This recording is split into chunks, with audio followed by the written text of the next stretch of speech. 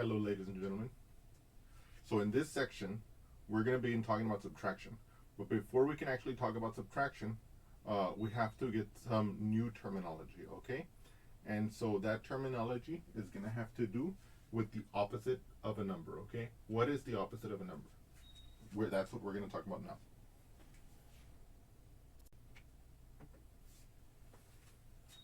So formally, if x is a number, we call y an opposite of x if x plus y is 0. Let's read that one more time. If x is a number, we call y an opposite of x if x plus y equals 0. Okay?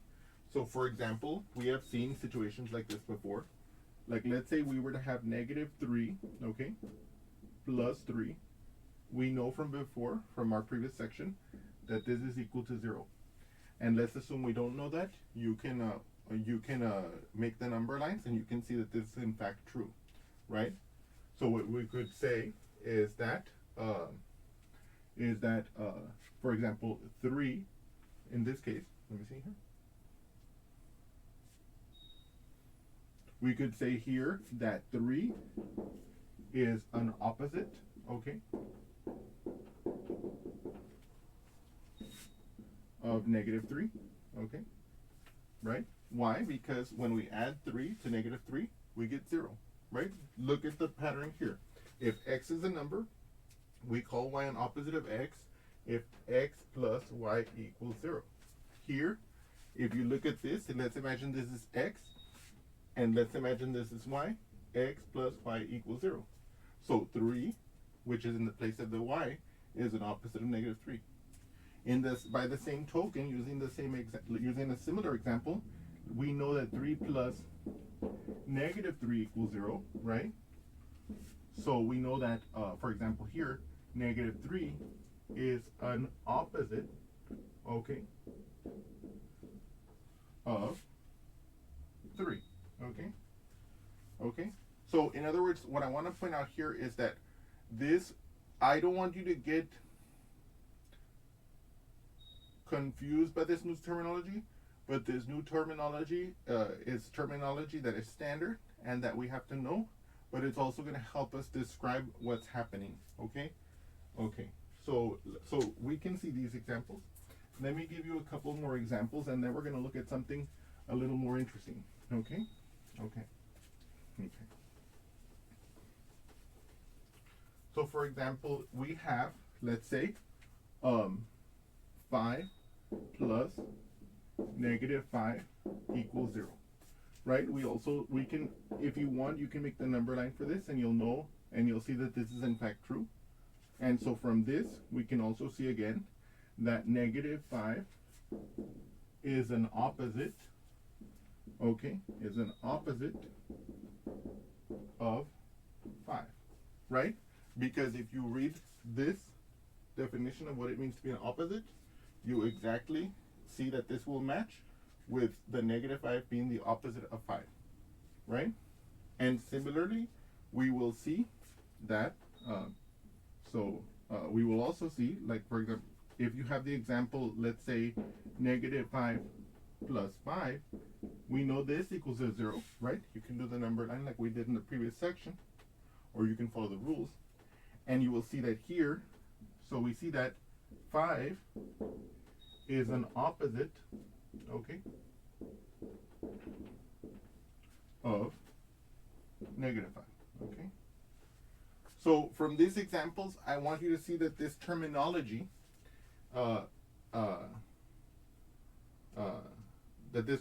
can be used to express a certain special case of adding numbers with opposite signs, okay? Okay, so now we're going to talk about some notation related to this. So now here, we need to know the following fact. First of all, I'm not going to demonstrate this for you, but it can be shown that the opposite of a number is unique. So we saw before that 3 plus negative 3 equals 0. So that showed us that negative 3 is an opposite of 3. And what this statement is saying is that if we have an opposite of a number, then that is the opposite, and that's the only opposite of that number. Okay? Now here I'm going to talk about some notation that we're gonna use to refer to the opposites of numbers. An opposite of x is denoted as this, which we will typically refer to as either the opposite of x or negative x. You'll hear that phrase used a lot.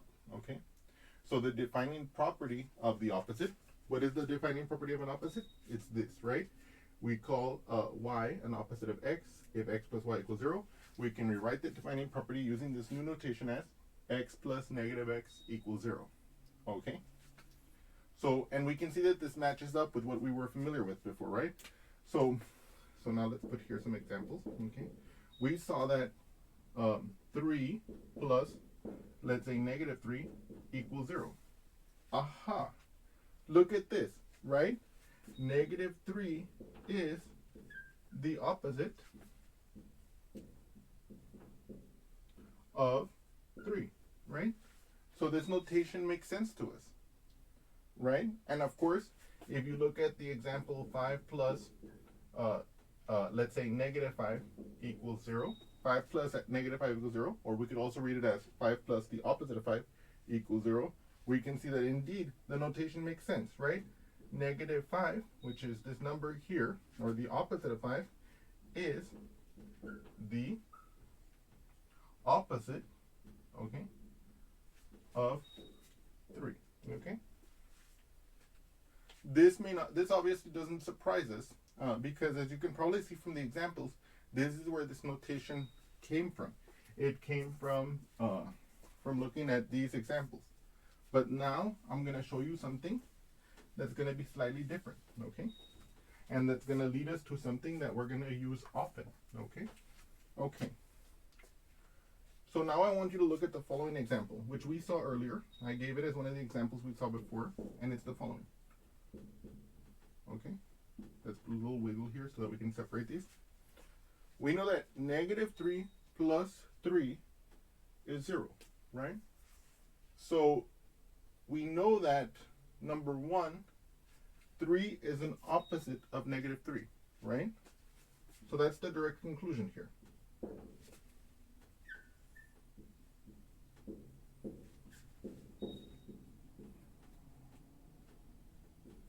Okay?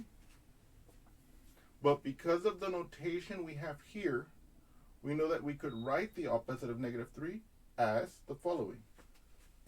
Then we could write it as the negative of the negative 3 is, we could say, is an opposite of negative 3. Okay? We know that 3 is an opposite of negative 3 because this is because we know this statement is true, that negative 3 plus 3 is 0, because we can use the number line, or we can just use the rules that we abstracted from the number line. We can see that this is a true statement. So we know that in fact 3 is an opposite of negative 3. Why? Because it satisfies the property here, and we saw that that was one of the first examples we gave in this little clip. But based on this notation, we know that we could write the opposite of negative 3 as the negative of negative 3. Okay? So what does this tell us? Well, because we know that the opposite of a number is unique, we know that 3 and this must be the same thing, right? So in other words, 3 must equal the opposite of negative 3. Okay? Okay, so now abstracting from this, we're going to get the following important fact that we're going to need before we actually talk about subtraction at greater length. And in fact, this is going to lead to something that we're going to, well, okay, we'll get to that later. But anyway, so here, what is the key thing I want you to know? That for any real number x,